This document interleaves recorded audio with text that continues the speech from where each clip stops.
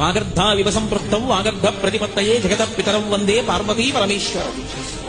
అందరూ శివుడికి చెందిన వారే. అందుకే మీరు జాగ్రత్తగా గమనించండి, భూత ప్రేత పిశాచాతులు ఉంటాయి, వాటికి కూడా తండ్రి ఎవరు అంటే శంకరుడే. నాకు 10 మంది కొడుకులు ఉన్నారనుకోండి, అందులో 9 ఐఏఎస్లు, ఐపీఎస్లు, ఐఎఫ్ఎస్లు, ఐఆర్ఎస్లు, డాక్టర్లు, ఇంజనీర్లు ఉన్నా ఒకడు జేబు దొంగ అనుకోండి, వాడు నా కొడుకు కాదంటే వీల్లేదు. 9 ప్రయోజకులు అయితే ఒకడు అప్రయోజకుడు కూడా నా కొడుకే. ఎందుకంటే వాడిని కన్నవాడిని నేను. ఈ లోకంలో భూతములు, ప్రేతములు, పిశాచములు ఉన్నాయి అంటే వాటిని కన్నవాడు కూడా ఎవడో ఉండాలి. ఆయన పరమశివుడు తప్ప వేరొకడు ఎలా అవుతాడు? అందుకే ఈ సమస్తమైన భూతగణములకు కూడా తండ్రి ఎవరు అంటే శంకరుడే. అవి కూడా ఎవరి మాట వింటాయి అంటే తండ్రి మాట వింటాయి. కాబట్టి ఆయనతో అనుబంధము లేని వారు ఎవరున్నారు? ఎవరు ఉండరు.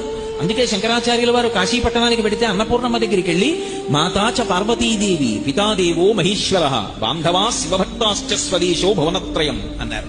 మా అమ్మ పార్వతీదేవి, మా నాన్నగారు పరమశివుడు. భక్తులందరూ శివ అని నేను అన్నప్పుడు విష్ణువు కాదు అని మీరు అర్థం చేసుకోకూడదు. శివుడికి విష్ణువుకి మధ్య భేదం ఎప్పుడూ చూడరాదు. అందుకే సంధ్యావందనం చేసినా సరే మొట్టమొదట అడిగేది ఏమిటి అడుగుతామంటే శివస్య హృదయం విష్ణు విష్ణోశ్చ హృదయం శివ.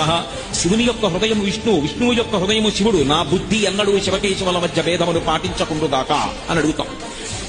నేను శివభక్తాశ్చ అన్నప్పుడు విష్ణుభక్తాశ్చ అని కూడా దానికి అర్థం. కాబట్టి శివభక్తాశ్చ స్వదేశో భువనత్రయం, ఈ లోకంలో ఉన్నటువంటి వాళ్ళందరూ కూడా మా బంధువులే.